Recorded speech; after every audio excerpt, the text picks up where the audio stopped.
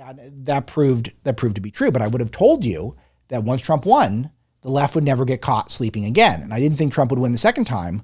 Once the coronavirus kicked in, they saw how they could defeat him. And they saw the math that we're going to use this to change the voting rules in every swing state so that people can vote for 3 months and you can count votes for 9 days after the election. And we're going to make sure there's enough votes that I'm not saying illegal votes. So that's the new thing. That's what they did. Yeah. They will figure out a way to get the ballots into the ballot box. And could be considered off-limits.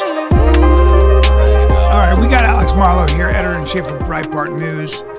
And you just described yourself as a journalist, but you're also a conservative activist. And I want you to, before we get into it, can you give me your definition of a conservative? And to give me your definition of a left-wing activist, which would be the editor-in-chief maybe of the New York Times. Yeah, that's a great question. And thanks so much for having me. I really appreciate what you do. And you give a great platform to a lot of interesting people. So thank you.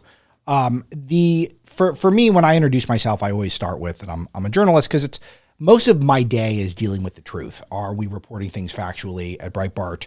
Are we reporting things in an efficient way so that our audience is informed of what's going on?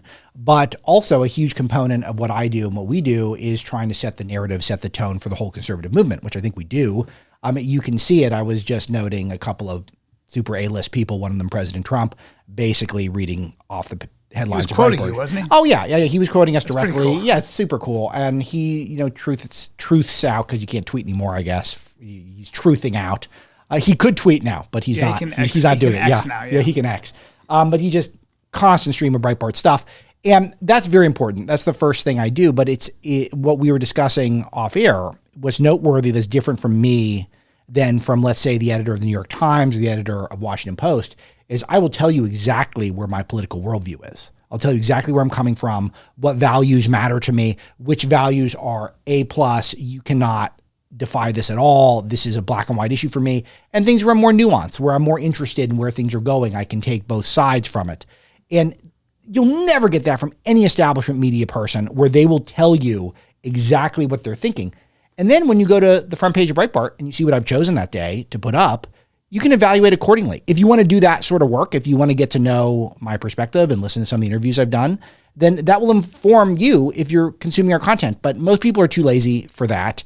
And this is what the left exploits, is that they know people they got busy lives, they got families, they got jobs, they got hobbies, they want to make it to the gym, like they want to make it to their favorite show. They want to scroll on Instagram for 11 hours a day. Well, they want to sound like they're objective. Yeah. So that would be the Walter Cronkite, kind of thing. Right. I just report the news. It's impossible. I liken having a neutral position on politics and the news, if you're steeped in it the way I am and the way you are, is the likelihood of flipping a coin, landing on its side and not flipping over either direction. It's impossible. Yeah. You have a viewpoint. So why is the standard that no one announces their viewpoint but me? So strange. And I think it's not honest. It's not honest. And the public is starting to get it because you're seeing more and more the biggest news personalities are really sort of opinion people who are giving you a lot of news content with their opinion. That's why MSNBC is doing pretty well. And it's why the right-wing podcast environment is doing very well. It's because people are getting both at the same time because the public is just thinking, you know what, if I'm going to get a perspective, at least can I get an honest one where someone is sharing where they're coming from? Right. That's exactly right. So define for me conservative. Define for me what you, because I would always say that we start with the idea that government should be a necessary evil. Yeah. Not this massive engine to socially engineer equality, for example, because that has its limits. Yeah, it's really an interesting question because it's one that I probably would have given you a better answer when I was in the college Republicans at UC. When you were reading Ayn Rand and F.A. Hayek. And a lot of Hayek, a lot of Rand, a lot of Friedman, still a little bit of Friedman, still always good to touch base with Friedman. You're right about that. But for me, what I think about conservatism is conserving the American values, traditional American values. And for me, those are life, liberty, and the pursuit of happiness, e pluribus unum, in God we trust. That's one that's sort of overlooked a little bit. First Amendment, Second Amendment. That's kind of where I go. Is it if you're on the same page with me on in God we trust, of many one, which means that diversity is a strength, but not if it's forced on you, and then not if you do this thing where you balkanize where you've got the specific dorms for different skin colors, and we're making Star Wars movies specifically because they've got gay parents in it. All that stuff is not e pluribus. That is forced. Can I swear here? I can swear. Yeah, of course. That's bullshit. Yeah. So that's not it. But I live in a neighborhood just north of LA where it is all these smart people of all these different backgrounds are finding this neighborhood, and that's diversity. But that doesn't bother me at all. It's awesome. Yeah. It's like I'm getting all their perspectives because no one told them to go live in this area. Is people are realizing it's a cool area with proximity to LA, but also normal American life. And I would add to that. The idea is that the individual can never be subservient to the collective. Yes. That's very important. Yes. If you speak to Chinese people, love it.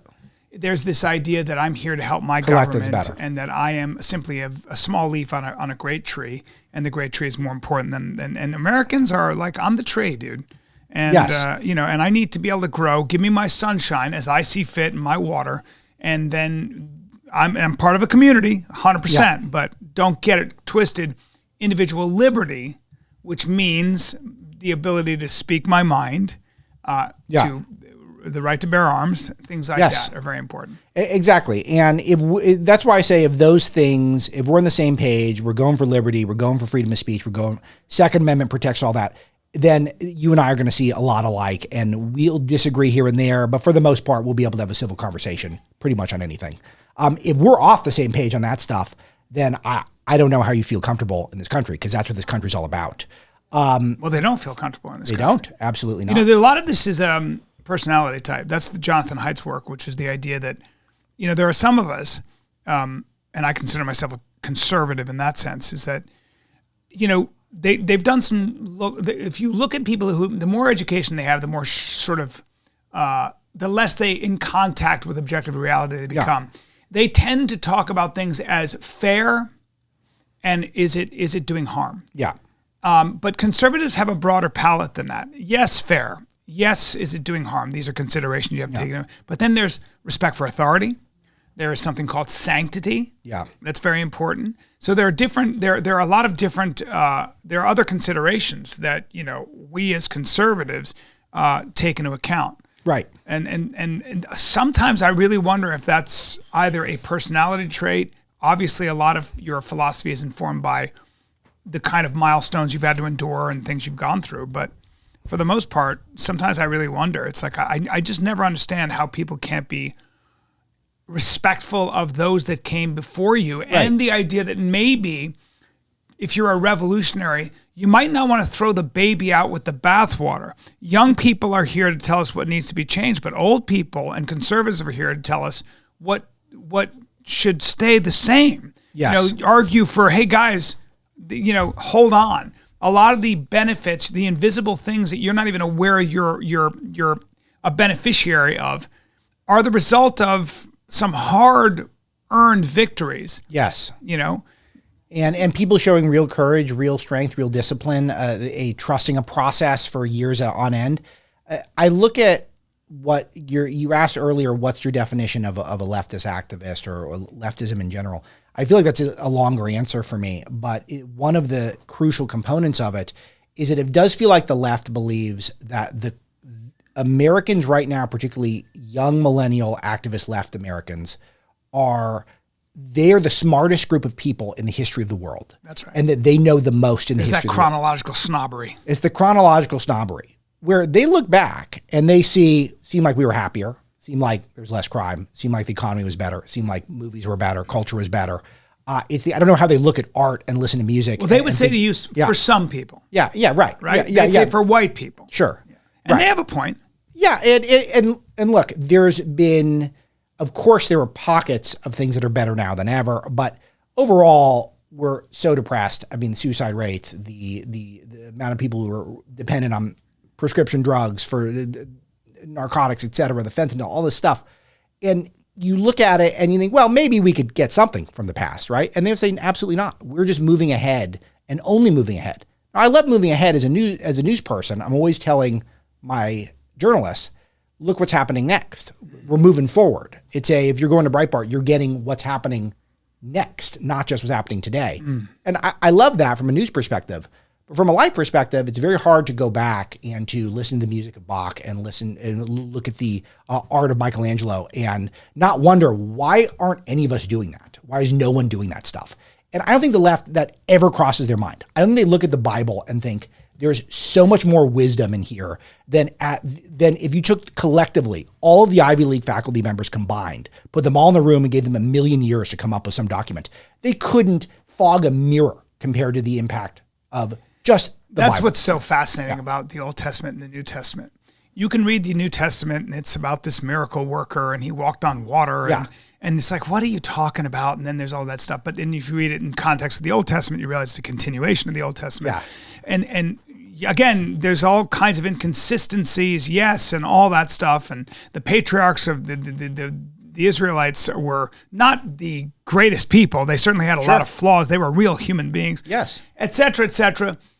Yet it seems to be as relevant and as potent and certainly as adhered to, or at least it's held as closely to the vest today by many, many millions or billions of people as it was yesterday and 1,000 years ago. And that's what's incredible. Its ability to endure. Yeah, and I find the smart people in my life, the people that I look up to, seem to be gravitating more towards those values as they get older. Well, me too. As I get older, I've read all the philosophy, and what philosophy ends up getting me to do is to kind of it's one rebuttal after another. So I'm in a circle here with philosophy. And I'm not saying philosophy isn't important. You can get to the truth through reason, or that would be the idea, and using logic. Yes, God bless the Greeks. But there is something about the notion that there's a transcendent, higher truth you are beholden to, that somebody's watching. Yeah. That and love over, for example, might over strength in the Roman sense of the word. Yeah.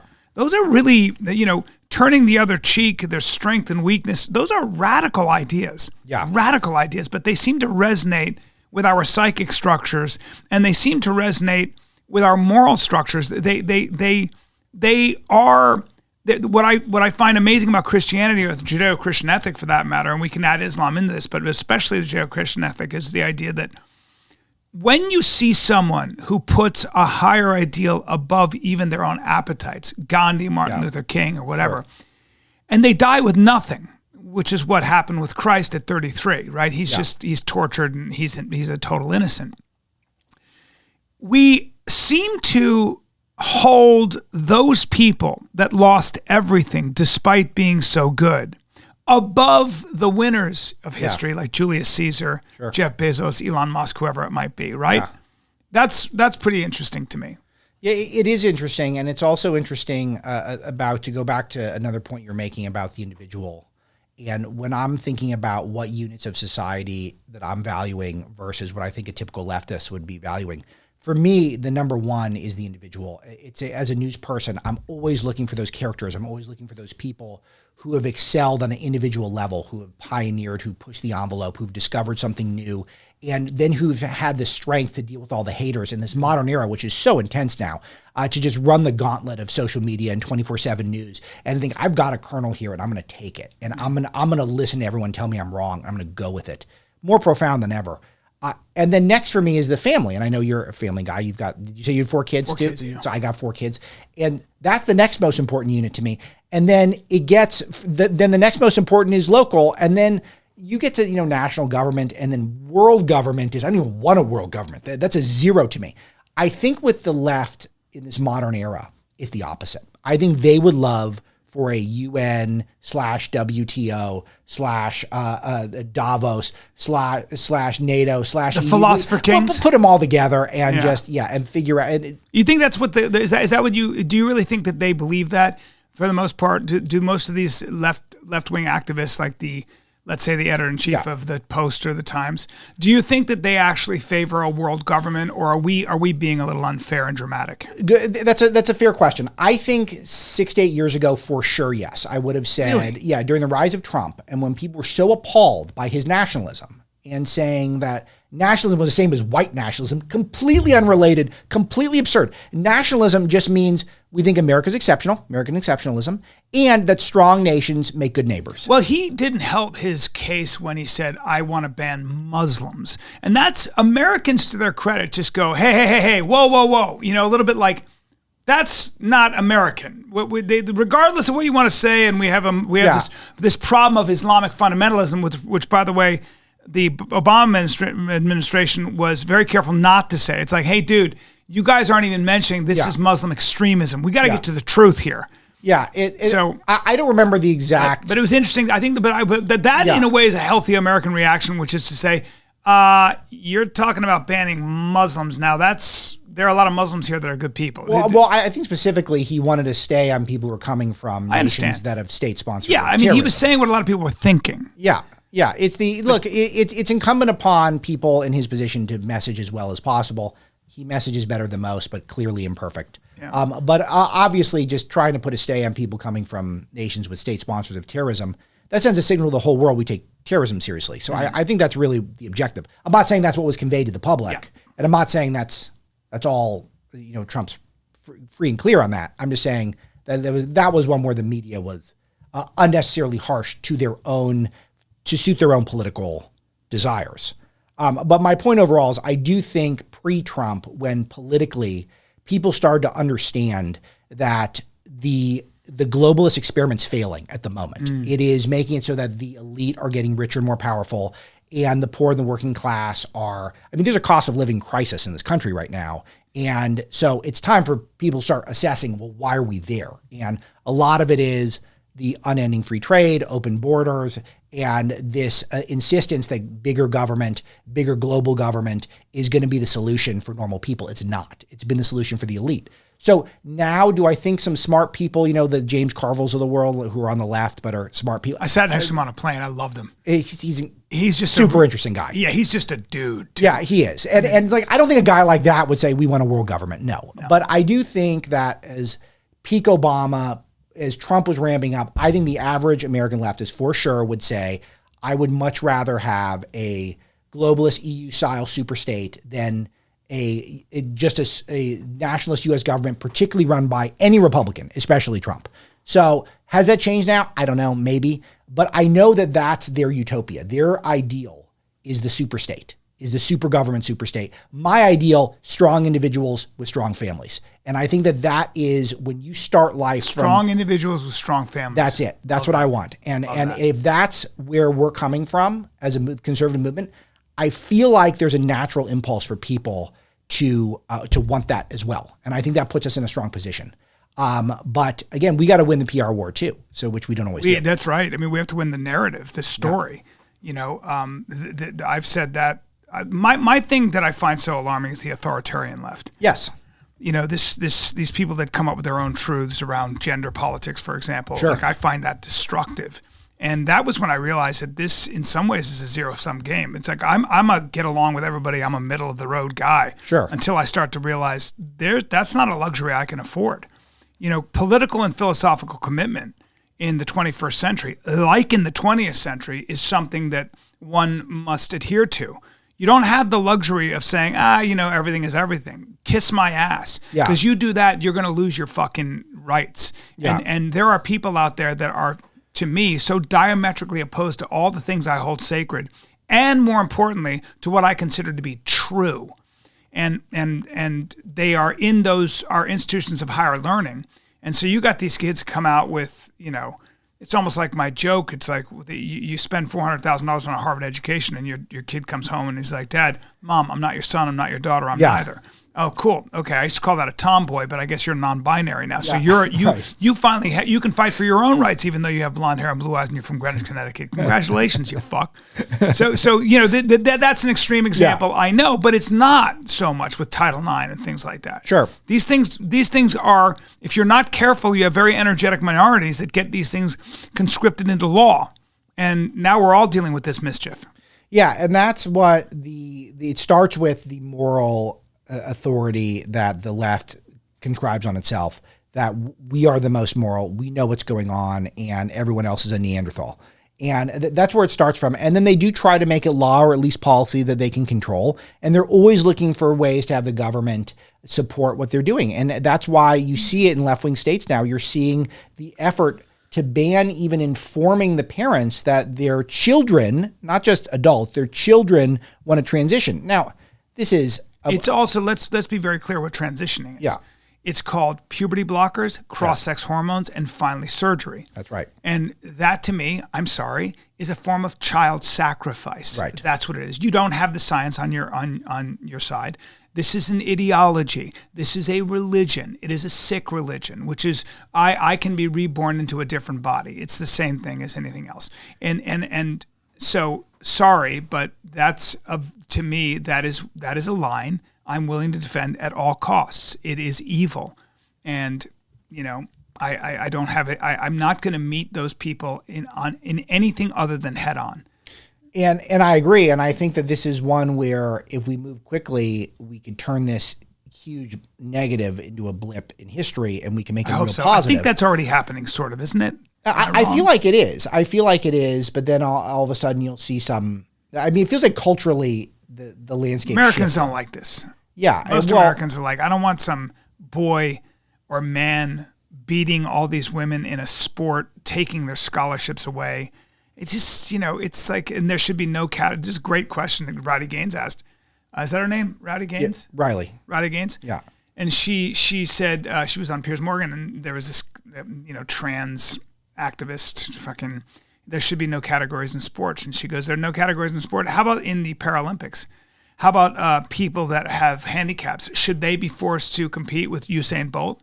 Yeah. That's a really good question. I haven't really looked into it. And Piers Morgan was like, oh my God, we're dealing with, again, so much of the authoritarian left, so much of this far left, like anything far left or right, is not applicable at the level of detail. Yeah. You can't run an economy, a $5 trillion economy, or your life adhering to all these little microaggressions, all these racial considerations. It just doesn't work. Yeah, and I don't think people genuinely believe it. I think that in general, most people like traditional masculinity and traditional femininity. It seems like that's the consensus, not to say that there aren't people who are outside of that dichotomy, but it feels like that's the most common thing. So then you think, why is this happening? And a lot of it is about control, but I think a lot of it is cynical politics from the left. The best example I can give of this is think about the Black Lives Matter movement. You notice how quickly it went from Black Lives Matter to Black Trans Lives Matter?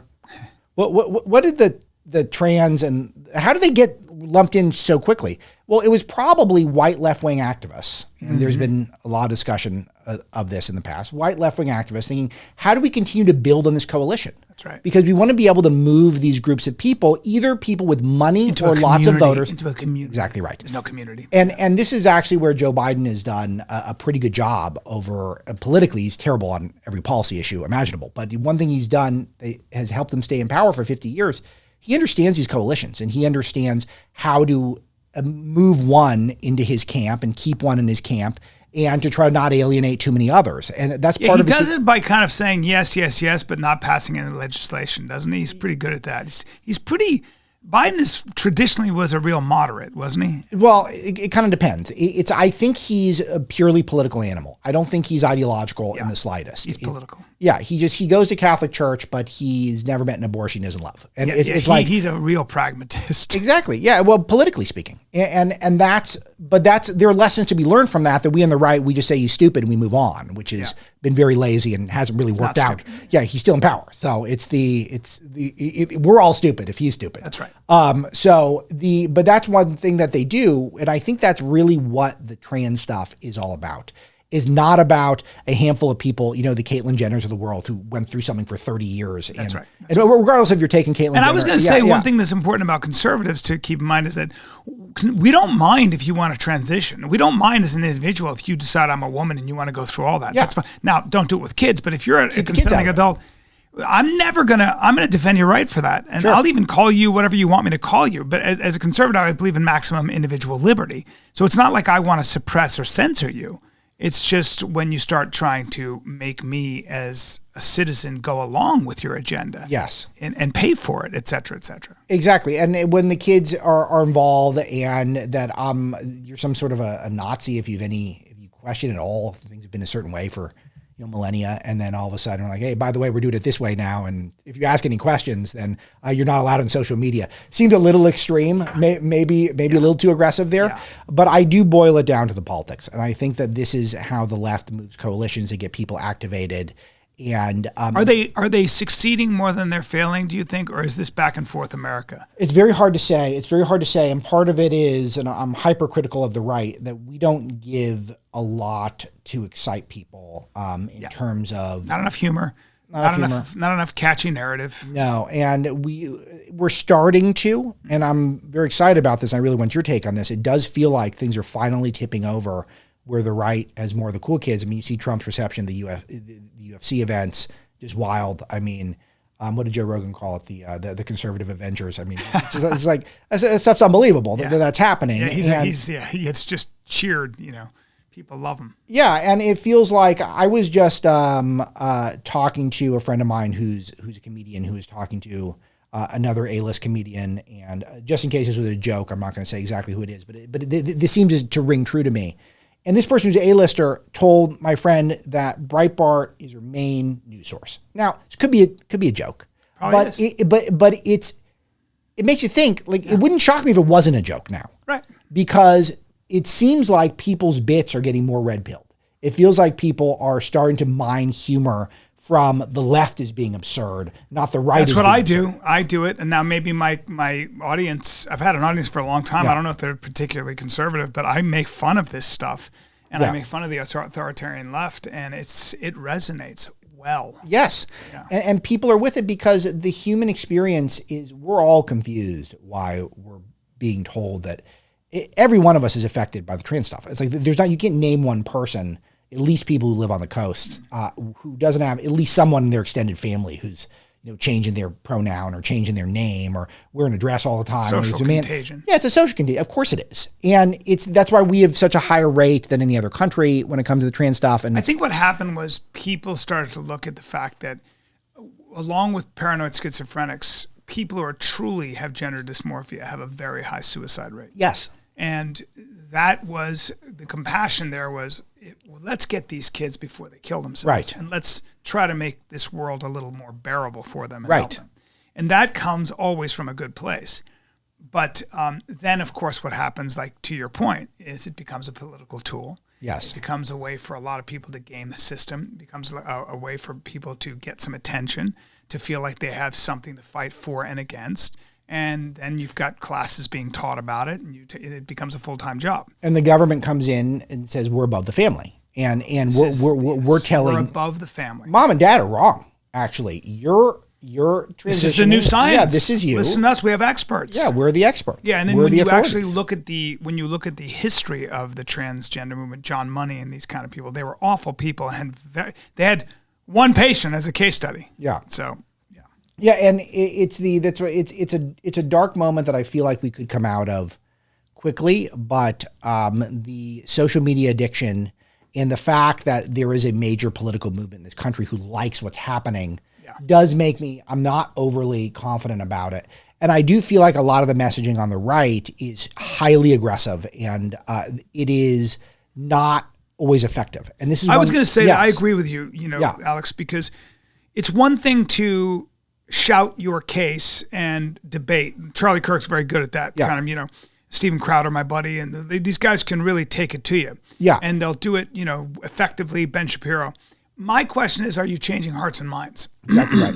And that's been my question. And I feel like for me at Breitbart, what I'm doing day after day is I'm showing example after example of men beating women in high school sports. For example, every day I'll have another example of this, which is absurd. And anyone with a brain has to know this is not fair, that we didn't go through the feminist movement so that men could go and beat women at sports. Can you bring us through what Title IX is? Is that signed into law now? Yeah, I'm not I don't think I've got a good categorical definition. It's probably not my strong suit. But I would say that we went through that process. There were a lot of conservatives like, Sarah Palin, for example, who were big advocates for it because it did create an opportunity for women to have opportunities that were equal to men when it came to sports. That's what Title IX is? Okay. Yeah, that's what it was good. about. So I it like was, that. Of course we do. We all like, I've got 2 daughters. I mean, it's like, I want them to be able to thrive in their own environment. I don't want some guy coming in and beating them and taking their medals and taking their scholarships away. That's ridiculous. It's absurd. Right. It's anti-science because men and women are fundamentally different. So the criticism is that this was anti-Title IX. This is, okay. It is. It kind of is, because what it does is it allows for men to compete against women as if it was an equal playing field, which of course biologically it's not. Yes. And that is something where we can win over hearts and minds if we do it the right way. And I do think that some of the aggressive hectoring that I see online jacks up our base, but it doesn't necessarily reach the person who's apolitical, maybe scrolling through Instagram for their news or whatever. But they might see a headline like a headline I'm putting up, which is, 6'4" guy wins the swim meet for the girls. And they're going, all right, well, yeah, that's not good. No. And who's behind that? And then you look at it, it's all the Democrat elected leaders in the area are all cool with it. And then all the Republicans are saying this is an outrage. That helps. I mean, that's a good way to go about having an argument. 100%. But the other problem with the left is there's become this new thing where you walk away and you don't engage with people like us. They will not talk. I tried to have people on. It's not new. And they will not talk. Yeah, it's not new. And I made my peace with this a long time ago. I used to kind of, when I was on radio for about 7 years on Sirius XM, and I used to feel a little bad if I didn't have enough leftists on. And then once we started to get behind Trump, Breitbart was the original platform that got deplatformed, where people were trying to get us put out of business because we were saying, hey, he's not just some loudmouth. He's saying there are too many globalist super states going on. Border shouldn't be open. China's eating our lunch. We're in too many wars. All this stuff that we're going, this is exactly right. And everyone in America pretty much agrees on this stuff. Let's give this guy a shot. And that was enough to try to get people to try to cancel us, basically. Yeah. And so that meant people who were reasonable Democrats, open-minded, who I could have conversations with on my show or their shows, it would have been very interesting to see. Yeah. If you had a time machine, it would have been very interesting to see how Trump would have been received then and now. Yeah. If 2 things had been taken out of 3 things. If he had never said, let's ban Muslims, if he had never said grab them by the pussy, and if he had never said there are fine people on both sides. Yeah. It would have been very interesting to see if he had just been a little more disciplined with his tongue. Yeah. What people would have thought of him, because those 3 statements really ushered in the Me Too movement. I mean, they did everything. So, but then for me, that question becomes: if we had a fair media, would those examples have made any sort of a difference? No. But there were such charged statements, and that when I heard that tape of grab him by the pussy, I was like, he's done.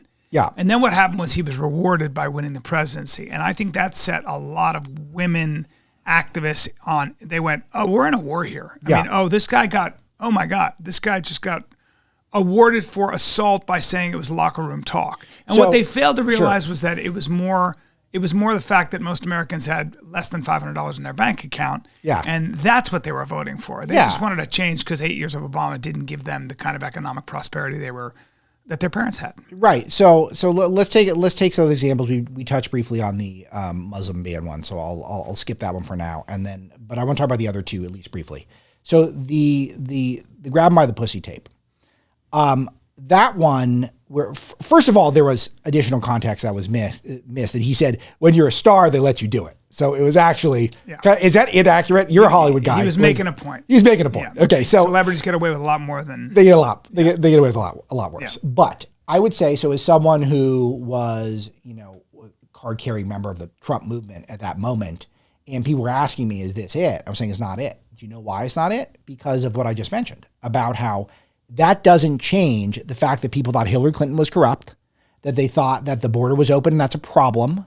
That they don't like the much bigger concerns than someone's personal conduct. So I think a lot of people may have not liked Trump as a person, but they liked his policy. He had a rather coherent foreign policy, seemed to have a coherent economic policy that sort of made sense, right? Yes. NATO should pay their fair share. Yes. China is ripping us off. Yes. These kinds of things. Yeah, free trade's not what it was cracked up to be. Right. All of this stuff that Trump was talking about, none of that changed with this old tape. So I thought that it wasn't obviously helpful, but I didn't think it was going to move a lot of votes, and that was the key. You didn't? Okay. I didn't. Wow. And that proved to be true. But I would have told you that once Trump won, the left would never get caught sleeping again. And I didn't think Trump would win the second time.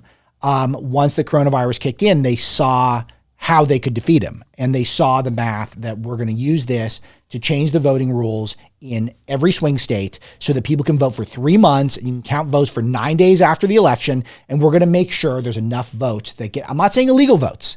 So that's the new thing. That's what they did. Yeah. They will figure out a way to get the ballots into the ballot box. And that was all inspired by Trump catching him off guard in 2016. They vowed that would never happen again. And, that's going to be tested in 2024. What do you think his chances of winning 2024 are, all things staying equal?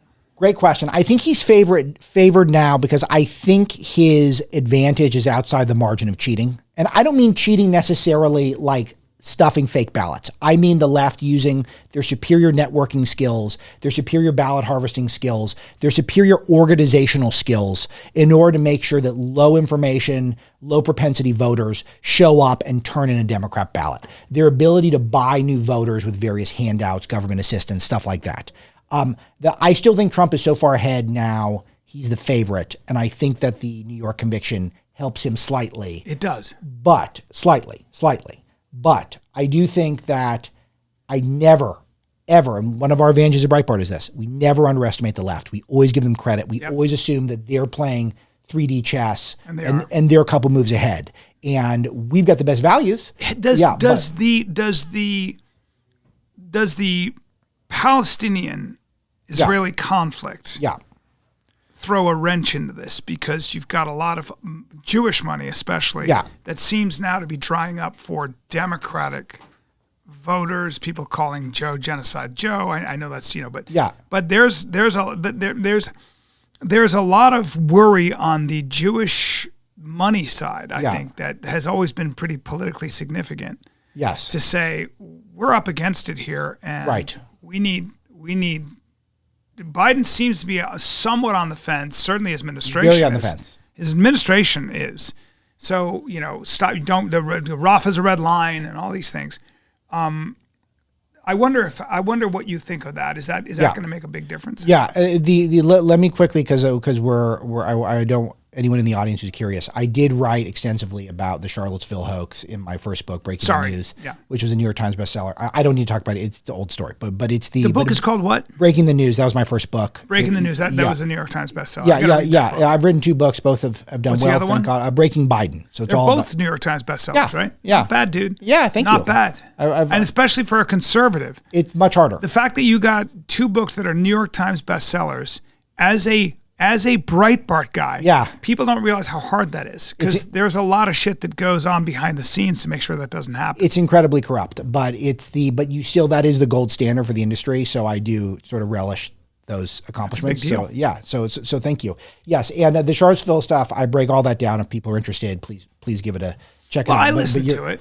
Yeah, he was just trying to say that he's not a white supremacist. He said that many times. Yeah. It's like he said he condemned the Nazis peacefully. Totally. You never hear him say that. Yeah, he said he had condemned the Nazis totally. Of course. So, but it was only like 20 seconds before the whole, but and what's interesting is you see the networks like CNN, which covered it right originally.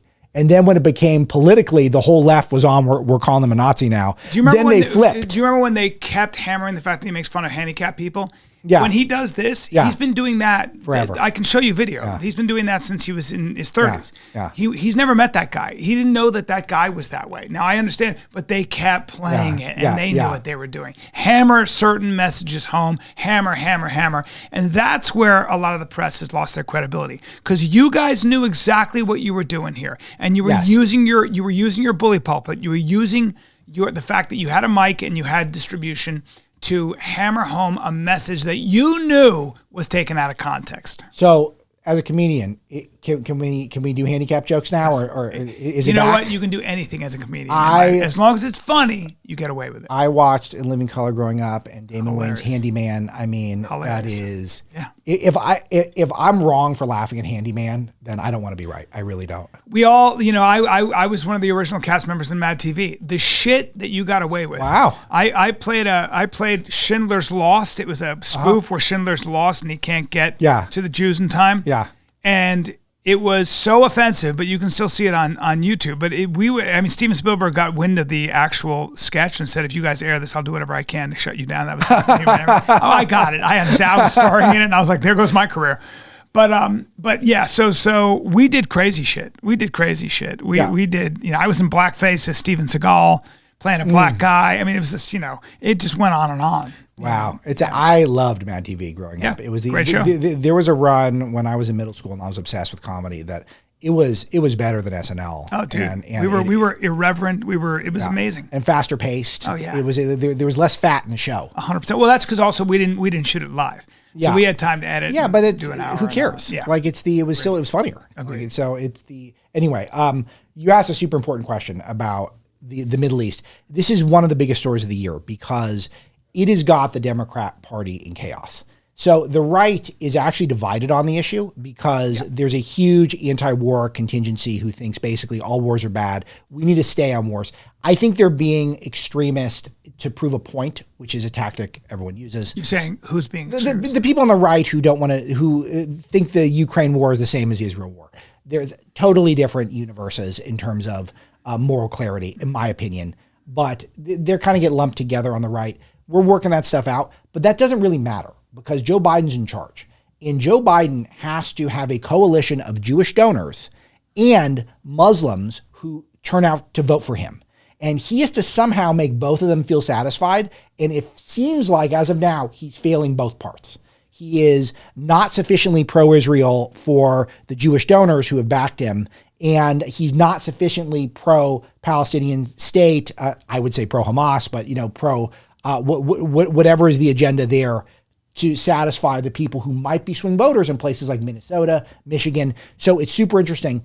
And my opinion is Joe Biden is not being sufficiently pro-Israel. I think that he's sending a signal that he doesn't like Netanyahu, that he is making unreasonable demands of Israel, and that he's trying to save face with his Muslim voter base. That's my opinion. That's sort of irrelevant here, though. What's relevant is that he is not threading the needle well enough to, I think, keep both of those coalitions, and he needs every vote he can get. Such a tough thing. I have to say that after October 7th, I've said there are certain things where you stop everything. You can't do that. Right? Yes. And you have to be very careful about drawing moral equivalencies. There's no doubt I lived in the Middle East 8 years of my life. I've been to the West Bank. I've been to Israel. There's no doubt that Palestinians have had a hard time of it, sure, to say the least. I do think that Israel has made a massive mistake long term. The United States was in 2 forever wars. Yeah. And to quote Eric Prince, who's been on this podcast, say what you will about the man, he's a smart guy. Yeah, he said, contributed Breitbart for very smart man. many years. And he said, we had a fire hose of money just spraying on that. And that's what happens when there's no accountability. People forget, you may be a conservative and you support the military. The Pentagon wastes a shitload of money. It's called a bureaucracy. Sure. So does the intelligence industry. I mean, it's like anything else.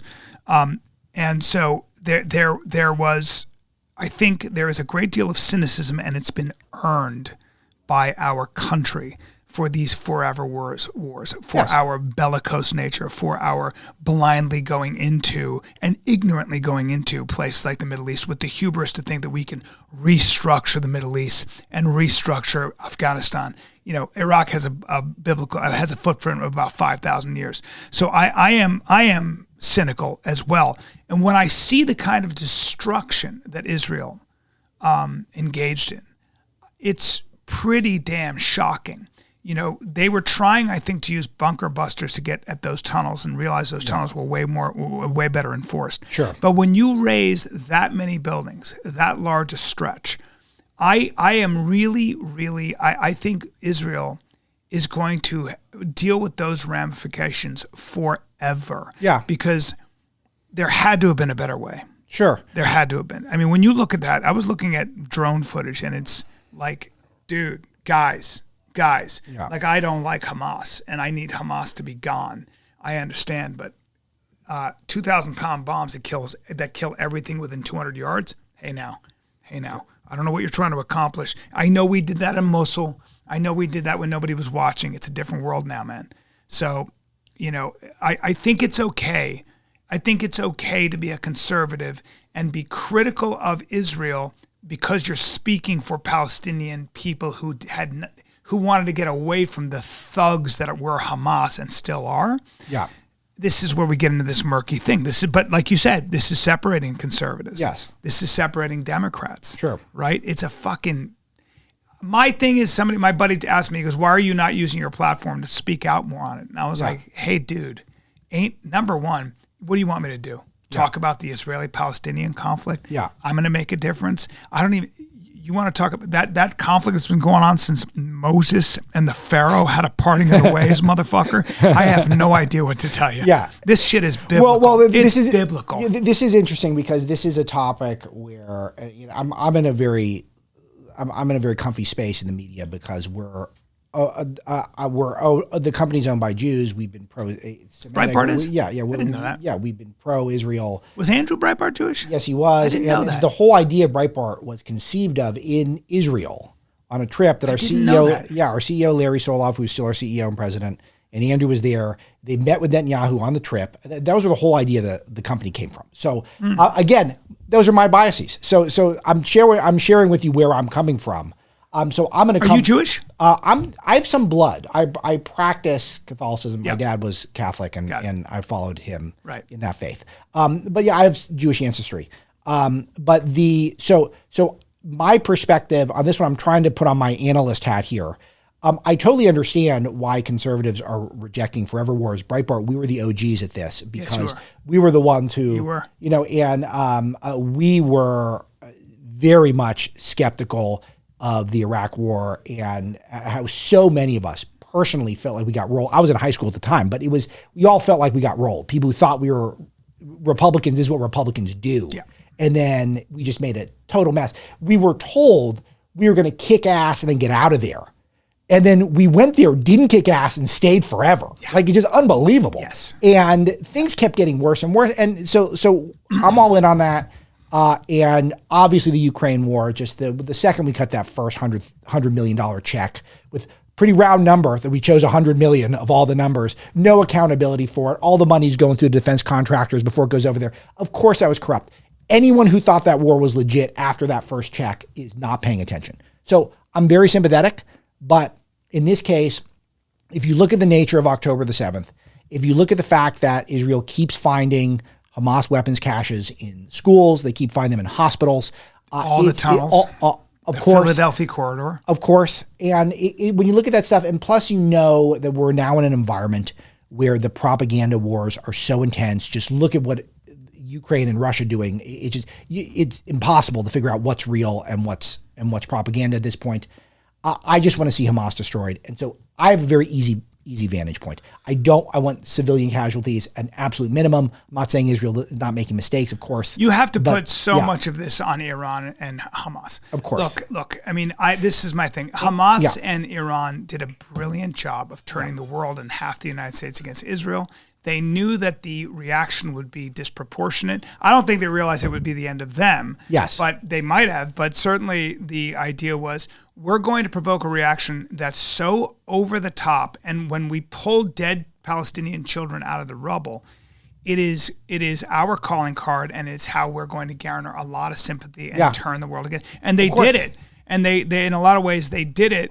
My question is to you is, I have two questions on this. Do you think that this is a land grab by Israel? Do you think they're ever going to give it back to the Palestinians? Do you think that they're going to rebuild Gaza a la Marshall Plan and create and plug those tunnels up, and the Palestinians will live happily ever after? Or is this going to be, is Israel there to stay, and are they going to move settlements in there, and is it the end of Palestinians in Gaza? Yeah, it's a good question, and I think fundamentally, I ask a couple of points. First of all, are there any deals that are on the table that have a two-state solution that Hamas and the Palestinians would accept? And I don't think the answer is yes, because if you've got Israel exists at all, that acknowledges that Israel has a right to be there, is legitimate now. So I don't see anyone. I don't see the authorities in the Palestinian territories right now ever accepting a two-state solution. And that's a huge impasse. And that makes a lot of the rest of the discussion sort of moot, because until they're willing to accept that Israel's not going anywhere, then we're not going to have a discussion. And, I saw someone online saying that Israel should get controlled by the British now. I mean, it's just people having a good time now online discussing it. It's not real. These aren't real answers. No. So it becomes real when the people in charge in the Palestinian territories say, okay, Israel can stay. We just want the problem with that is you've got Fatah. Yeah. And they were all killed by Hamas in 2007. People don't realialize that. Anybody in the Palestinian Authority was killed in Gaza by Hamas. That's what happened. And so these are really intractable. It really is. And then everyone happens is if you debate people long enough on this topic, everyone will keep leveling backward. They'll keep citing a moment in history. And it's like a context. Who's the most historically literate? Because every time you go back, one iteration of the Israeli state, someone will go back to the next one, and then the next one, and then you can go back thousands of years. The Ottoman Empire, exactly. You've got to go back longer. That's correct. I mean, really. And that makes it kind of impossible to debate. And I'm relieved that I don't. I personally can just kind of state my opinion and then track the news on it. But that's number one. What do you think is going to happen though? The logistics of having all those Palestinian civilians who are being, I don't know where they're even being moved to. I don't even know what life is like that. There is a famine, isn't there? There's first of all, Hamas controls a lot of that food, and a lot of the food's not getting in. Sure. But this is a humanitarian crisis. See, I don't think any of us get away with it. I don't think that any of us as Americans get away with what happened in Iraq and Afghanistan. No. We lose moral ground. I don't think Israel gets away with this. To Israel's credit, I always say that there are half as many Israelis who were for Palestinian statehood, for Palestinian, a better life for the Palestinians, as there were. So you've got the Labor Party, you've got the Likud, and this was what it was. They were, that country would probably come apart at the seams if it wasn't for they were surrounded by a bunch of enemies. Yeah, and this is Dennis Prager, who's a friend of mine, well-known Jew, even though the folks out in Louisiana were calling him anti-Semitic this week. They're calling him anti-Semitic. Yeah, because PragerU is now admitted into Louisiana schools. You can't win! Yeah. You don't have to use PragerU's material, but you're allowed to. Yeah. So now they branded him as anti-Semitic. So interesting, even though he has his own synagogue. But he makes the point that if you armed everyone in the Hamas-controlled territories with weapons and Israel no weapons, then Israel would be destroyed in a day. And if you armed everyone in Israel, and then they would not necessarily destroy everyone in the Palestinian territories. Yeah. And I think it's a very important fundamental point that, for me, makes the moral clarity in this pretty clear, that I'm on the side of destroying Hamas. War is ugly, and keep civilian casualties to minimum, keep famine to minimum, obviously. But I don't know what this is going to look like, because the cultural impasse is the chasm is just so big that this is how I feel. I find, like I said, my buddy was like, he's Muslim, and he said, I don't know what to say about this. I said, sometimes it's acceptable to say, I find myself shaking my head and saying a prayer. That's what I find myself doing, honestly. I don't know what to say about it. And I know a lot of ways my mother said to me, it's not your fight. Yeah, and I hate saying that too. It's hard. It's hard to say. It's hard to admit that when you feel like you're kind of helpless in a situation. It really does. It sucks. I feel like that there is, though, one common enemy in this for me, and that's Joe Biden. And Joe Biden's foreign policies 100% are related to the October 7th attack. I have a long article at Breitbart about this. Yes, but his soft on terror approach. First of all, the fact that the Afghanistan withdrawal had ramifications that rippled. We left billions of dollars worth of equipment, weaponry there that immediately fell into the hands of terrorists. Immediately. He did things like declassifying the Houthis who were listed as terrorists. He undid that for who knows what reason. He wants to have an Iran nuclear deal. And he's been pursuing this, which not only enables Iran and anyone Iran funds, including Hamas, Hezbollah, it also empowers Russia, which how the left tolerated that. I mean, that deal doesn't get done unless Russia's brokering it. And yet Biden wants that to happen. He's been pursuing it the whole time. I think that's his fundamental problem with Netanyahu is opposed to that deal. I think that's where their beef starts from. is that I've heard a cynical idea that Netanyahu's prolonging the war to keep himself in power. Is there any truth to that? Sure. Really? Yeah, I think he's suffering a lot politically. I think overall, my take, and I've given this, my biases are generally pro-Israel wins the war, pro-Netanyahu accomplishes that. What is the winning the war, though? So, I was thinking about that, too. Yeah. Crushing what does that mean? Hamas That's the right question. What?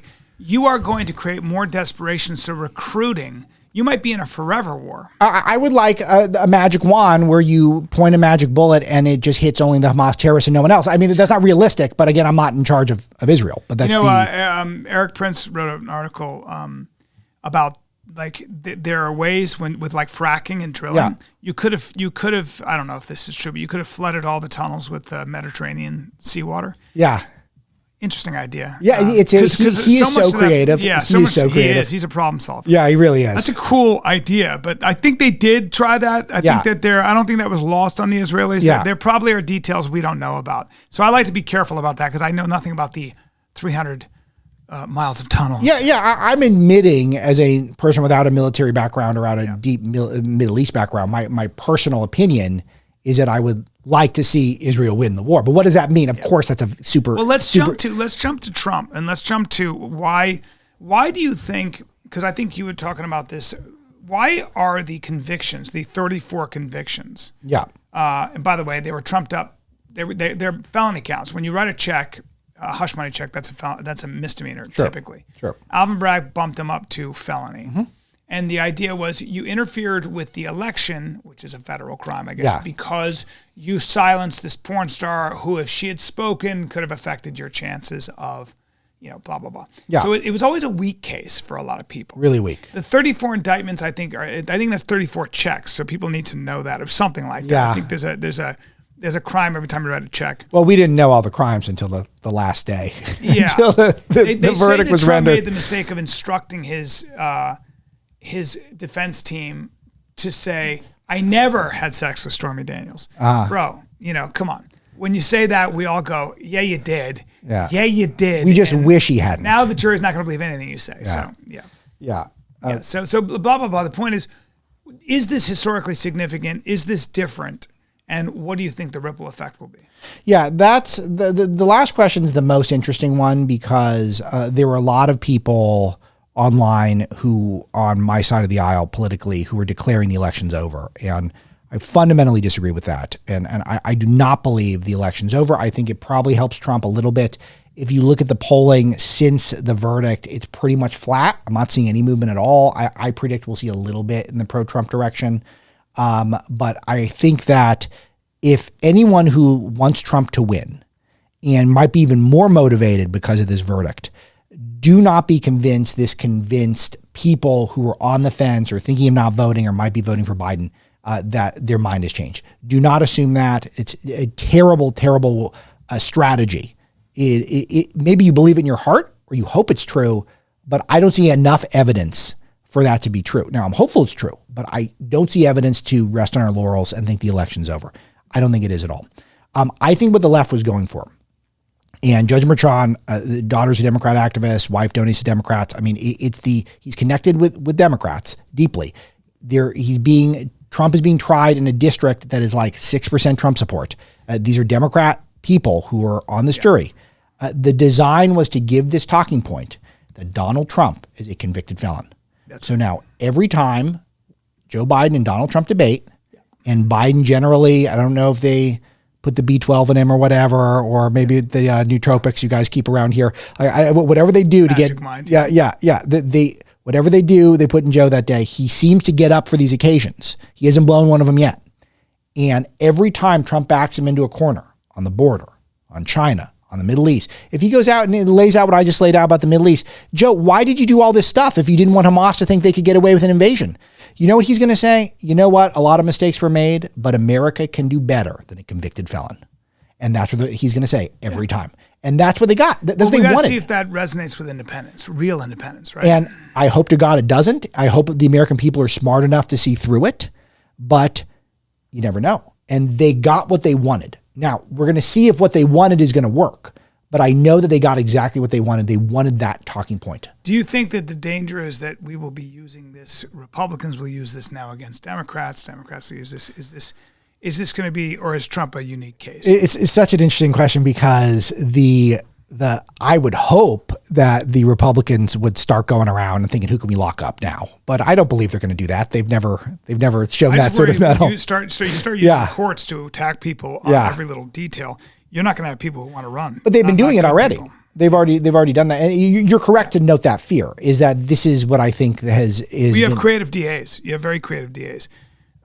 They start playing around with the law, like Alvin Bragg. Yes. Who's like, I can trump this up. I'm going to get Trump, Fannie Willis. I'm going to bankrupt him. Yeah. Do these things stand up to appeal? I wonder. I don't think so. I think everyone I've talked to, we're lousy with attorneys at Breitbart. Almost everyone seems to have a law degree other than me, which is nice. Yeah. So because I got to opt out of that part of life and all that debt that everyone incurred. Right. But I asked them, almost everyone thought he was going to get convicted with an outside chance of a hung jury. And almost everyone thinks eventually it will get appealed and overturned, but not before the election. That's right. So he'll be a convicted felon come election time. The one thing I'll say about the Biden administration and the Justice Department is that they are trying Hunter Biden. And Hunter Biden is looking at jail time. Yeah. I mean, there's gun, that's usually a misdemeanor, but there's also tax issues, and he's got a lot of legal problems. But if you know, son. Yeah, but if you notice what they're going after him for now is the gun charge. And the gun charge appears to be an open and shut case. Again, not an attorney, but he was doing drugs. He lied in the application. He lied about well-known drug user, lied in the application, got the gun. Then he had the gun. Then the gun somehow ended up in the hands of a dumpster diver, which were to believe his girlfriend at the time, who was his widow's ex, who was apparently going to admit in the trial. I'm sorry, his brother's widow. God, so weird. His brother's widow, who he was sleeping with, apparently threw the gun into a dumpster, and dumpster diver got it. And now she's going to admit, get rid of a gun. Come on, unbelievable. Find a body of water. Come on, sister. Unbelievable. And then the prosecutor in the opening statements, which is just I think a day or two ago as we're having this conversation, said that she's going to testify that they were on crack. So this is a chaotic family. Yeah. But if you notice who's not really a factor here, it's Joe. It's the only one of all of Hunter's corruption. Flying around dozens of times on Air Force Two, going overseas, cutting deals all over the world. As far as I know, he's still got multiple, and my research is pretty current on this, multiple investments with Chinese connected companies. Hunter's fingers are on everything. Hunter and his Chinese business associates made money on all sorts of things, from when Joe released a strategic oil reserves, a Hunter connected Chinese business got some of them. When Joe was having his pandemic response where he needed to get all these emergency tests and he had to turn to China to get these billions of tests that he needed so that everyone could have a test for the coronavirus just the virus itself. A Hunter connected Chinese business got some of that money. All that stuff. We're not talking about any of it. You got to also remember he was also sleeping in his dad's room at the time, taking care of dad. He was with his dad the whole time. He's on Air Force One. Exactly. He's in close proximity with his dad every day. And we know the finances are intertwined. We know that the cell phone that Hunter was paying for that was Joe's. So much stuff. How about the classified documents that were in the garage that Hunter had access to? The idea with the classified documents is that presidents are allowed to have them, but they have to get them back in a certain time window to write their memoirs. Whatever happened with that cocaine in the White House, and how in the world, with all those cameras, did we never find out whose cocaine it was? I don't know. It's such a great question because it feels like everything is on video. It feels like you can't sneeze without someone having a video. On video. I mean, the White House. I know. I mean, what did you do? Just drop a little bag? What is so? But I love that stuff because it shows you that there is, at least even for a mildly observant person, you see that there is deep corruption because there's no way that they don't know exactly what happened. I mean, think about that kid who was having sex in the Senate, and it's like there's like all sorts of footage of it, just revolting stuff that was just all over there. I mean, the stuff comes out when it is not high stakes. When it is high stakes, then they get to people, they twist arms. But if there's one point I can make about the Hunter gun point, and then we can move wherever you want to go. I'm all in on it. Hunter is a bad guy. Joe is a bad guy. I don't say that lightly. I say that after deep research into him for a year and a half to do Breaking Biden. The family is chaos. It is corrupt people. It's grifters. You think Biden's a bad guy? Doesn't have a moral compass, is a political animal, does whatever expedient? All that, and more. And I can give example after example. If we don't have time, then people can check out. The fact that he survived those blatant lies back in when he was a young senator. I finished at the top of my class. I was a double major. I mean, blatant lies. The intro of the book, I break down. I have one speech that was 30 seconds, and I counted like 16 lies in 30. It's actually amazing. It is a skill. It is a skill. And so the fact that they're only busting Hunter on the one thing that has nothing to do with Joe is wildly coincidental. Now, we can make hay out of it, and we're going to a Breitbart. It's fun. It's chaotic. It's exciting. But this is not the big one. The big one is I want Hunter to open up his books and show us exactly how his finances are benefiting from Joe Biden's China policy. And they are. It's probably 8 figures. And I want to know the answers to that. And we don't have the exact answers to that because we don't have access to that type of information. I, as a journalist, can't get that stuff. Government investigators can, but that's going to take a lot of time. And that's what I really want to see because it's the corruption. Joe is incompetent and the whole family's corrupt. Those are the main points against the Bidens. It's not that they're stupid. It's not that Hunter is a drug addict. All of that is interesting, whatever. It's not that Joe's old. He's very old. Yeah, that's not the signal. The signal is Joe's policies are terrible and the family is corrupt and they're making money off the government. What do you worry about the most? What are the things you worry about the most going forward in the next 5 years? Do you worry about AI? Do you worry about, do you have a lot of worries? Yeah, I got a lot. I'm very optimistic just because I have small children, so I think I have to be, and I keep having them. So it's I know our youngest are about the same age, so which is brand new. Yeah, man. I don't know what kind of world. I don't know what AI 1000 looks like. I don't know where they fit in. I don't know how any of us fit into the blockchain, into autonomous robots and AI.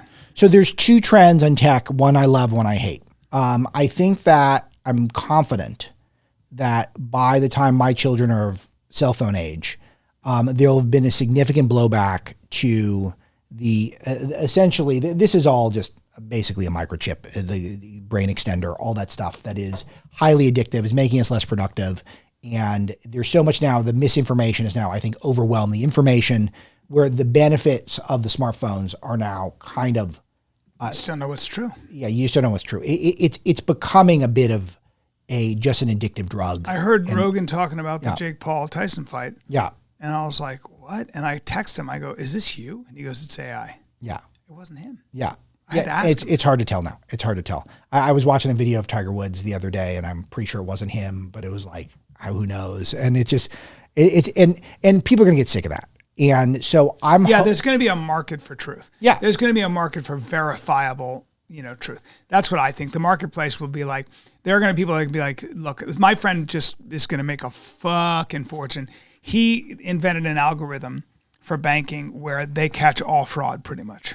Wow. And fraud is you lose at least 5% of your, even more nowadays, to fraud. And it's just the cost of doing business. And he has an algorithm where they catch it all. And there's going to be fortunes made when people can figure out. Yeah. And that's where AI also comes in. You'll have your own AI that can tell you whether this is AI, things like that. So yeah. So we'll find our way, I think. So if there's a pullback from the cell phone based life, if there's a pullback from we're on our phone 24/7, we can't go without our phone, we need it as a pacifier, all that stuff. If we can pull back from that, and I think we will pretty soon to some degree. The way people pull back from smoking. Yeah, exactly. Which is exactly what it is. I mean, the social media apps are just pure addiction, and they're not satisfying. They're empty calories.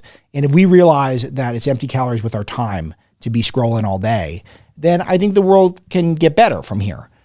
But with AI, I'm very nervous, and I'm not only 100% negative on AI. I got to tell you, the photos that the smartphone, like the albums they make of my family with the set to music, I mean, they're unbelievable. And I can't believe they do that stuff.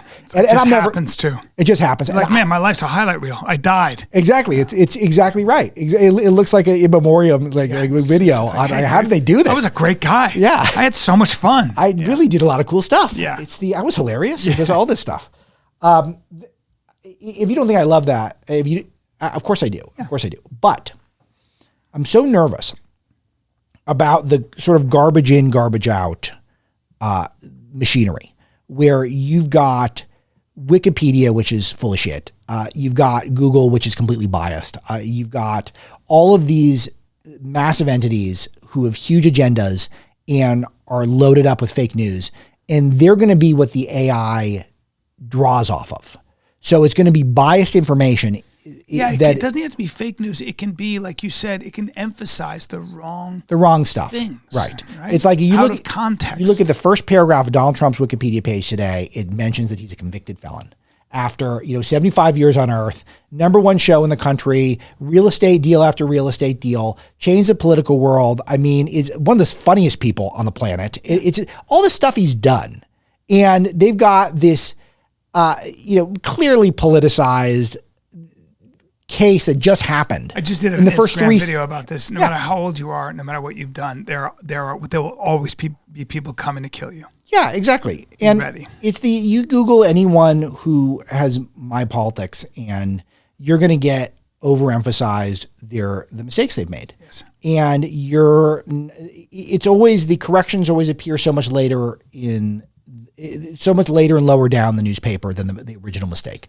The original mistake is going to get what's pulled in from the AIs. That's right. And that's a big threat. But it's also a big threat when it comes to work, because I do think that in general, having a job is good for the soul. And if AI eliminates if it eliminates more jobs than it creates, that creates a major problem. There's just nothing better than a hard day's work. Sometimes I think the AI is going to render all the things we fight about moot, right?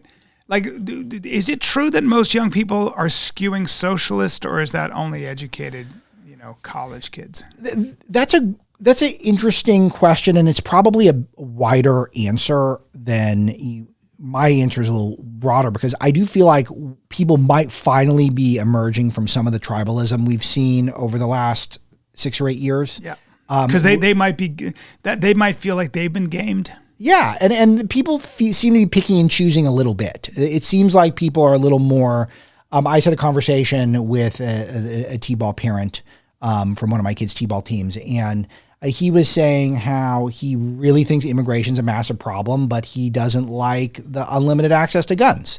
I'm like, you're in no man's land politically right now. Oh, there are plenty of politically homeless people. Yeah, it's politically, and I think that's increasingly going to be a phenomenon. Well, you're a Second Amendment guy. I worry about. I'm allowed to be a Second Amendment guy, and also lament and worry very much about the fact that when I'm in a public space, I'm looking over my shoulder. Yeah. When I'm with my kids, I want a gun. Yes. Because, dude, I don't know who's going to open fire. That's a major problem. That's a source of stress for a lot of us in this great country of ours. So what do we do about that? Well, it's a mental health problem. It's a gun problem. It's an ammunition problem. Again, and now here we are again in this argument. You're a gun nut. You're a pussy. You're American. You're anti-American. Oh, fuck. Well, that's the end of that conversation, right? Yeah. Let's solve the problem. It's a very hard conversation. This actually reminds me of the Israel-Palestinian conversation. That's right. Because there's a fundamental issue here for the anti-gun crowd, is that there's 300 some odd million guns already here. So who's going to go get those guns? It's going to be the government with their big guns. Oh yeah. And they're going to be the ones who are going to show up, and how are they going to do that, and how is that going to go? So that's impossible. That left-wing people have so much faith in bureaucracy and in a centralized top-down authority. Well, this comes to my big AI fear. My biggest AI fear of all is not just that you're going to get a lot of fake news and that there's going to be some job loss, which I'm very fearful of that the job loss turns into universal basic income at a level where these government superstates come in to distribute the money. Right. And they're unelected, and we get a system sort of like the EU, which Nigel Farage was instrumental in overturning in a lot of ways, or at least discrediting with our reporting at Breitbart. He gave Breitbart a lot of credit for Brexit, thank God. You think Brexit was a good idea? Oh, I loved it. Nigel Farage said flat out there would have been no Brexit without Breitbart. I know, but I don't know that was a good thing for Britain, was it? I think it was overall, just Why? because of the notion that there should be a superstate of unelected people who have no connection to your culture, who have no connection to your. So in other words, Brussels dictating, yes, everything about what you're doing. Yes, of course. Was it good economically, though? I wonder. When you have it's almost like if the United States has a common currency, we should try to as well. Yeah, that's a very complicated thing to solve, partially because of the fact that the world didn't stop at Brexit. Then there was all these moves, and it took years and years for a Brexit to happen. Well, part of that's also, Karl Marx was always, they said Karl Marx made one fundamental error. He thought that the workers would unite. And what he didn't realize is that workers in Italy don't have anything in common with workers in France. Yeah. They're workers and they may be blue collar. They're French first. Right. A blue collar guy may share the same concerns financially as a blue collar guy in France or somewhere else, but they're Americans. They are far more loyal to their country and the idea of being an American than they are to some economic solidarity with somebody across the Atlantic or the Pacific. This raises one of my biggest fears for this country and for the planet in general currently, which is that as the American dream seems further and further out of reach for people, that a lot of people are going to give up on it because they see that what I was promised going through high school, going through college in America, that if you just stay the course, if you get good grades, you get into a good university, you get a degree, then there's going to be something waiting for you. There's going to be a Lexus and maybe a country club I would membership. say that, Alex, but I actually am more optimistic because, you still got people telling you how to get rich. You still got people like David Goggins writing books about how to level up. Sure. You still got, there's still that, as long as the potential to be a millionaire is out there. Okay, but what I will say is for people who are high motivation and high talent, it's never been easier to thrive. So it's I think for that top but there's only quartile, there are quintile. 10%, there are 10% or 5% of the winners and the rest. Yeah, even if it's 20%. But I think for the rest of the public, I think there's a lot of, we were told that if we had a good job, maybe a union job, if we learned how to do Excel and we learned how to write a nice email, that eventually we'd have a house and we could, in the suburbs, and we could have a wife and a dog. This is like the guy, I can't remember his name, who talks about dating apps. Where 5% of the men get all the women, and everybody else is an incel. Right. And it's like, and that's what's going on because Yes. it's like, oh, you're not 6 feet, fuck you. You're not, you don't make six figures, fuck you. And it used to be you go to a bar and somebody would meet you and you'd be a human being, and with all your flaws, there's something cool to like. There's an expression in your eye, and so the guy who's a regular dude might just get that girl because they had a conversation and they were at a bar and they were with friends and you got to know me, and I'm more than stats. Yes. But with dating apps, it's like, 5% get all the girls. And the dating apps is thank God I've never had to do that because that would be me neither. Doesn't fit my personality. I'm a good-looking guy though, and I think you probably that's been going on in your eyes silently. Yeah, I think it's not your fault. You're a straight man. But do you work out? I'm glad you asked. I'm going to take my shirt off later, and I'm going to treat you to what I'm working with under this. I have 3 layers on right now. Well, it seems like your BMI must be very low. That's the attitude I'm looking for out of you, young man. That's what I'm talking about. I appreciate it. It's inspiring. Write an article about Breitbart. Just have me sprawled out on a log nude and be like, this can be yours as well. Just kidding. Do you attribute it to the nootropics or is it a calorie deficit? Listen, dude, I'm not going to give you my proprietary blend, but just know that Jesus is part of the element. Right? It's give you a sense of purpose when you're pumping iron. But I will say it's that called vanity. I feel like that group of people who are going to a lot of what makes a corporation thrive is the belief that you're a part of a team, even a family.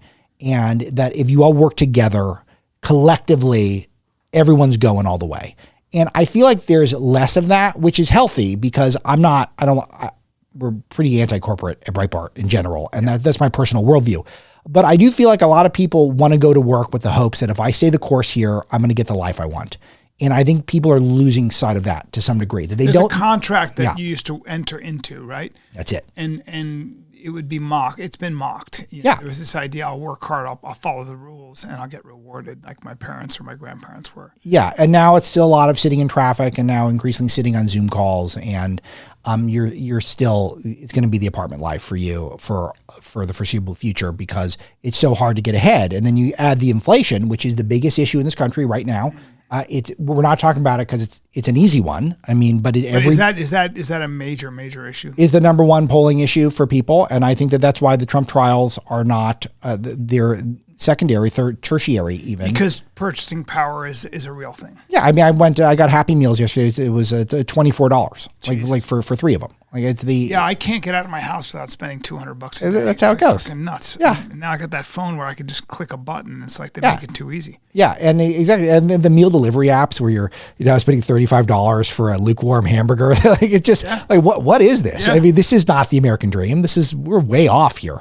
And I think more people, as they live in that lifestyle and they get into their late 30s and in their 40s, and they start realizing they don't have the house, they don't have the life they wanted. I think there's going to be, they talked about the quiet quitting phenomenon. I haven't witnessed that personally, but I don't think it'll be good for us if we don't feel fired up to get out of bed. I think what it does is it causes people to not have children. Yes, it does. So I can't afford things. I'm not going to have kids. I'm not going to settle down with you. I'm not going to commit to you because I don't have any money to buy a house. I don't have any money to take care of kids. Right. And that leads to a demographic disaster, which we're already heading down. Yeah. Yeah, the way I've heard it conceptualized is people can have a good lifestyle, but not necessarily a good life. Meaning that you can have the comforts, you can have a boozy brunch, you can have a plasma because those are cheap now. But do you have the kids? Do you have the foundational elements of your life? Do you have the fulfilling things? Are you more connected with your church than you were? Probably not. Like a lot of people are more connected with their phone than their church. Yeah. How are you spending your time? Are you enriching yourself with art and literature and culture, or are you just spending your whole time on reels? And that's the reels are addictive. They're fun. Addictive. It's what I'm writing about with my next hour. Yeah, my next hour is called False Gods. Because social media will get you think that you can live forever, make $1 million a month, look, like you're etched out of stone. There's 1,000 things that relate to when I'm on social media. I feel like everyone else is having an amazing time. I'll blow back your hair time and my life sucks and I got a pretty great life. But it's impossible not to feel a little bit like that. Apparently everybody can do a backflip off of a yacht, off the ground, off a bike, off a motorcycle. I mean, everybody's riding a horse. It's just everybody's having a fucking Yahoo time. Yeah.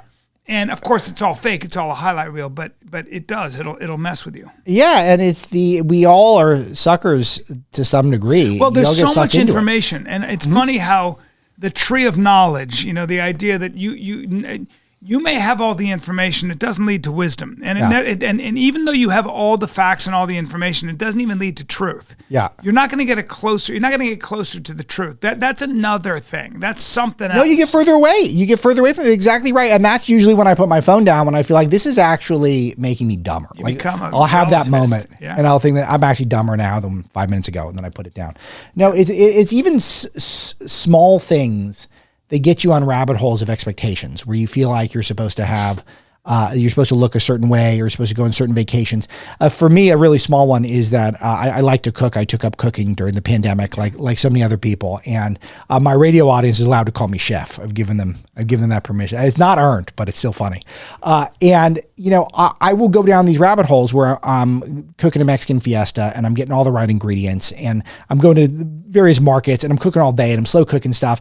And then I'll serve everyone at 9:45 and I'll have a kitchen full of dishes. And I'm thinking, why the fuck did I do this? It's like, it tastes great for 13 minutes, but God, it's a lot of work. Why did I dicing vegetables and shit? And it's gourmet stuff. I'll tell you that, but you can't do it all the time. And then you go online and the guys who are cooking the Mexican fiestas are doing it in 75 seconds. And you're thinking it's not, but it's not 75 seconds. I know. It's a day and a half. They're editing and they make it seem so easy. Like I can do that. And you can, but it's at the expense of stuff. That's right. It's at the expense of stuff. That's exactly right. And so I feel like with technology, it's a curse at the moment. And I don't think AI bodes well overall. But of course, we're capable of making it work for us in a positive way. I just don't know if the people who are in charge have any ability to come back and say, can we not seek maximum profits today for shareholders and try to look at the longer picture, the greater good. I don't think that that's possible. And I think if they did, they'd probably see a different greater good than I would. They would see that the greater good is some idea that I would find repulsive. So that's our problem. And that's why people have struggled with some of these economic issues for years. It's the classic capitalism, communism debate, which is that the capitalist ultimately concludes you're better off letting people make money and just pursue money. And then you get to a place where we're at now, where all these companies are doing the DEI stuff. They can't stop trying to force the trans and has anyone heard it's Pride Month now? Have you heard? Have you heard? It's all I had to do was go to, the BMW Twitter page, and then I could figure it out, because that's where I get my pride values. Well, Jordan Peterson was saying you identify with your sexual proclivities. Like, you're a little bit more than that, aren't you? Yeah, I would like to think so. Get it? It's been hard being gay forever. And I don't. Now it's big business, but right. Well, I don't inherently dislike the idea of the whole concept of pride. Is that, of course, gay people were oppressed in this country. I get all that, and then so they want to be open, and it's just become a whole. It's become an industry. Yeah. It's a capitalist ploy to try to make money. Harris said, give me one industry where being a person of color, being trans, being gay isn't a benefit to you right now than being white. That's an interesting question. And to take that a step further, give me a industry where it hasn't been like that for 20 years. Not 20 minutes, 20 years. Where it was when I was in high school, I had a conversation back when you could have conversations with people who you disagreed with politically. And he said flat out to me, he wished he was gay because he was a left-wing person and he thought it'd be more convenient for him if he was gay. And that was 2004, 2003, when I had that conversation. So well, the night is still young. So yeah, that's what I had to say. How long have we been going, buddy? About an hour 20. Ooh. I can roll. Dude, I love it. I can roll. We've been going well.